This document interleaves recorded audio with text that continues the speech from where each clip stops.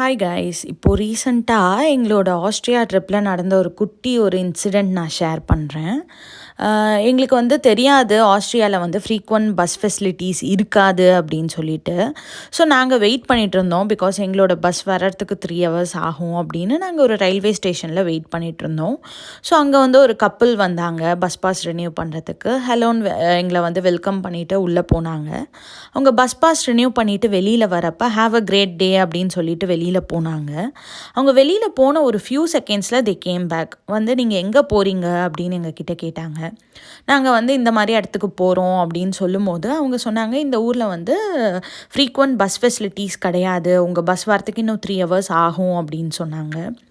நாங்கள் சொன்னோம், ஆமாம் நாங்கள் அதை கவனிக்காமல் விட்டுட்டோம் அப்படின்னு சொல்லும்போது, நாங்கள் உங்களை ட்ராப் பண்ணலாமான்னு அவங்களே கேட்டாங்க. அண்ட் அவங்க தான் எங்களை ட்ராப்பும் பண்ணாங்க. அவங்களோட ஃபோட்டோவை நான் இந்த வீடியோவோட எண்டில் நான் போஸ்ட் பண்ணுறேன். கடவுள் இந்த மாதிரி ஸ்ட்ரேஞ்சர்ஸ் மூலியமாக தான் நமக்கு ஹெல்ப் பண்ணுவாங்க அப்படிங்கிறது கரெக்டான விஷயம். நம்ம பேரண்ட்ஸ்லாம் என்ன சொல்லுவாங்க, தெரியாத ஒரு இடத்துக்கு போயிருக்க, தெரியாத ஒரு ஊருக்கு போயிருக்க, எல்லாரையும் நம்பாத, யாரையும் நம்பாத அப்படி தான் சொல்லுவாங்க. பட் சில ஸ்ட்ரேஞ்சர்ஸ் உண்மையாலுமே கடவுள் தான் நமக்கு இந்த மாதிரி விஷயத்தில் ஸ்ட்ரேஞ்சராக ஹெல்ப் பண்ண மாதிரி தான் எங்களுக்கு ஃபீல் ஆச்சு. பிகாஸ் அது ஒரு ஈவினிங் 7 o'clock அந்த மாதிரி டைமு. ஸோ நார்மலாக வெளிநாட்டில் 7 o'clock மேலே யாருமே வீட்டை விட்டு வெளியில் வரமாட்டாங்க.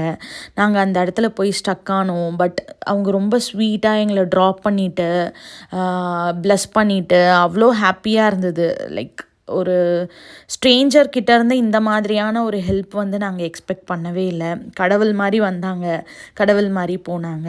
ஸோ உங்கள் லைஃப்பில் இந்த மாதிரி ஏதாவது ஒரு ஸ்டோரி, ஒரு ஸ்ட்ரேஞ்சர் உங்களுக்கு ஏதாவது விஷயத்தில் ஹெல்ப் பண்ணியிருக்காங்களா?